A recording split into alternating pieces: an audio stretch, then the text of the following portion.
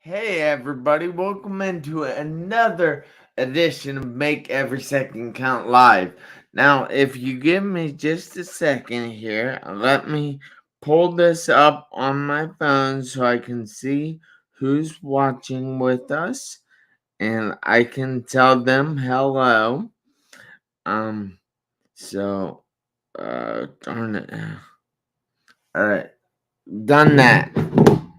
Alright, now, just live chat. Okay. All right. Now, tonight's show is going to be a little different because, as many of you know, or you might not know, I got to speak this morning at the Black Swamp Safety Council convention in Archbold, Ohio. And I was able to go through my 5 points that I learned from my near death experience. Now, those are very important to me, and I thought I would tell you guys those 5 points. The reason I am doing this is to help you learn how you can make every second count. Now, if you give me just a second here. Hi, Dad. I'm going to invite a few people to the broadcast so other people can see it and learn to make every second count. The same way you are and I am. So this show is going to be enjoyable. If not for you, it will be for me. So I'm excited about the show. I don't have a guest tonight, but whatever, I will survive and everything that way. So, just one more minute here. Oops, I don't know where I put it there. Hope I didn't put it in the wrong place. Oh well, that's alright.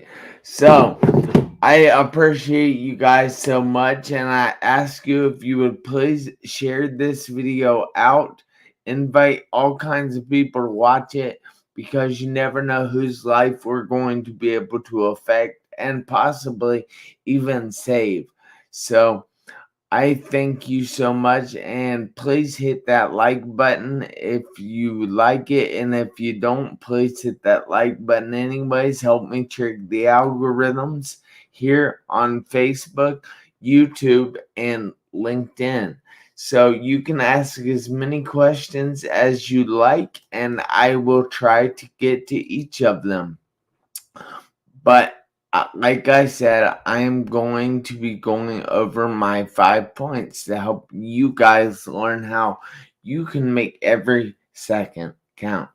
So, a number one is before my accident, I had abilities that I took for granted. Now, I'm not talking abilities to play sports. You see, I rode BMX.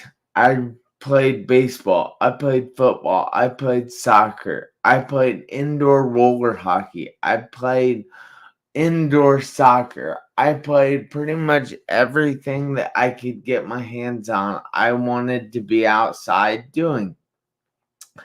And I was good at a lot of different activities. But I'm not talking abilities like that. I'm talking abilities that each and every one of us have, probably have. So I'm talking abilities to sit up straight. I'm talking abilities to comb your hair, which, as you can tell, I don't do a lot of. I'm talking abilities to be able to turn your head without turning your shoulders. I'm talking abilities to walk, abilities to use your hands and feet and use your fingers. I'm talking those kind of abilities. And how many of you out there right now have those abilities and you are taking them for granted? not thinking of them as abilities. Because you see, a lot of people, including me before my accident, saw those things, saw what I was able to do, but I didn't think those things were gifts. I didn't think those things were true abilities, and I really should have. And that's one big thing I learned, that whatever abilities you have, be thankful for each and every one, because they can be taken away in the blink of an eye.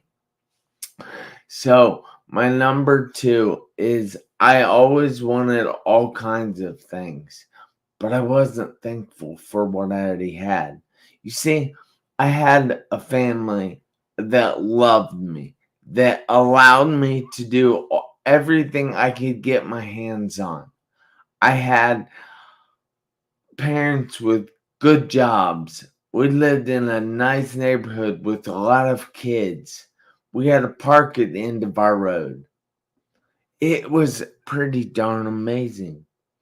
But I always wanted to have a nicer family. I always wanted to have parents that were rich.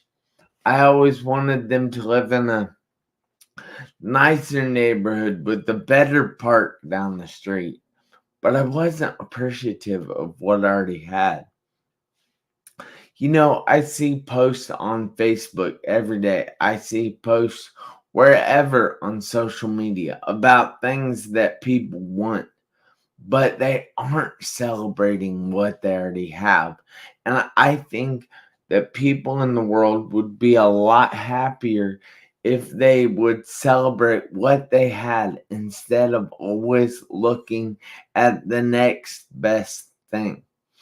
So we need to do that. So remember, number two was I always wanted all kinds of things, but I wasn't thankful for what I already had.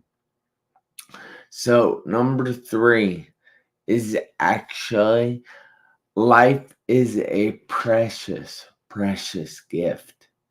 And it can be taken away in the blink of an eye. So each moment needs to be celebrated. Look, they have all kinds of parties. They have anniversary parties. They have birthday parties. They have New Year's Eve parties. They have parties for the day before Thanksgiving. They have parties Christmas Day. They have parties Christmas Eve. They have parties.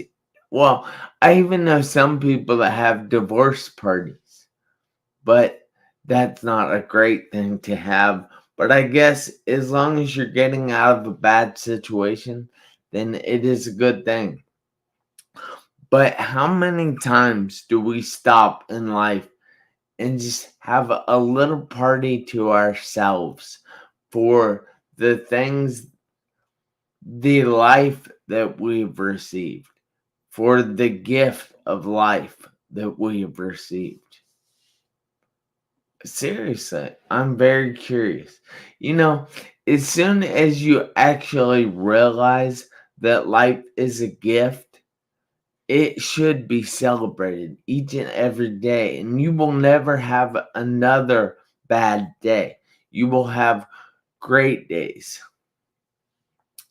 You know, it's said that people can go through all kinds of things, that life is often hard and it's not always good.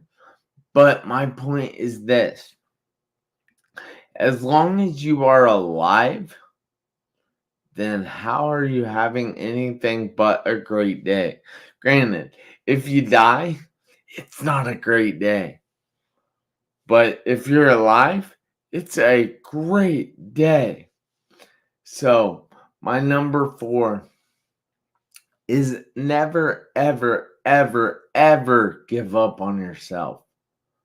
You see, after my accident, when I was in the hospital and I had just come out of the coma and I finally got up riding in a wheelchair, they told me, Jeff, you know, you can stop this therapy thing anytime People live every day riding in a wheelchair and they're happy. Said, yeah, they might be, but I'm not. So I got to walking with a walker.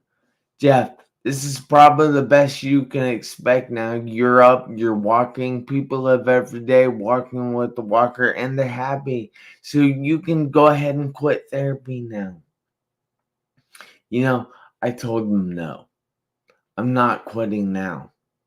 So I got to walking with a cane. Pretty freaking amazing. It surprised everyone, probably including me. But I had seen it in my mind. I knew that it was possible for me. And other people may have doubted me. Other people may doubt you in your life. But you're the only person that can hold yourself back. People can tell you that you should give up, that this isn't going to work for you because they tried it and it didn't work for them. So it's definitely not going to work for you. But unless you say so, then you do not have to stop. So I got to that cane. And again, they told me, Jeff, you can quit this therapy thing anytime. People live every day walking with a cane and they're happy. I said, yeah, they might be, but I'm not. So I got to walking completely unassisted. And they said, Jeff, you finally did it. You can quit therapy now. You're walking unassisted. This is great. And I said, yeah, it is. I saw this, but I'm not giving up now. You see, there's more that I want to accomplish. And I am going to run. Nobody can tell me that I'm not going to run. We were talking earlier about those people that tell you that it's not going to be possible for you and you should give up.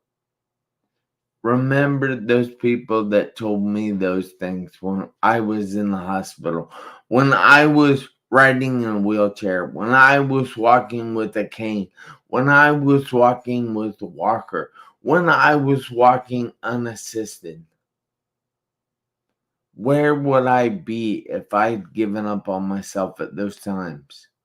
I would be stuck in the same place. And I don't know how many people out there right now are stuck, are just having a hard time in life because they've given up on something that they truly wanted. Hey, Brett. And it's so important that you just keep going for that, trying for that, striving for that, because you never know when that is actually going to happen. But I will tell you one thing, it'll never happen if you give up. So don't give up on yourself. Never, ever, ever, ever give up on yourself. Then my number 5 is I learned that I could make every second count. And if I can, I know you can because I'm nothing special. I am just a person. And guess what? You are too. So you're capable of everything that I do. Everybody out there is capable of everything I do because I'm nothing special. You see, you're just as special as me. So what's the difference between me and you? Absolutely nothing. I've just not given up on myself, and you possibly have given up on yourself. So remember this, that there are 86,400 seconds in a day. I know that is a lot of seconds. How can you make all of them count? By living these first 4 lessons I learned. Because remember, if I can do them, you can do them too. So guys, I need you to do me a favor this week, next week, and for the rest of your life. I need you to make every second count. Why? Because you never know when those seconds are going to run out on your one life. Hey, I'll see you guys back here next Tuesday, 7 p.m. Eastern Time. But until then, have a great week.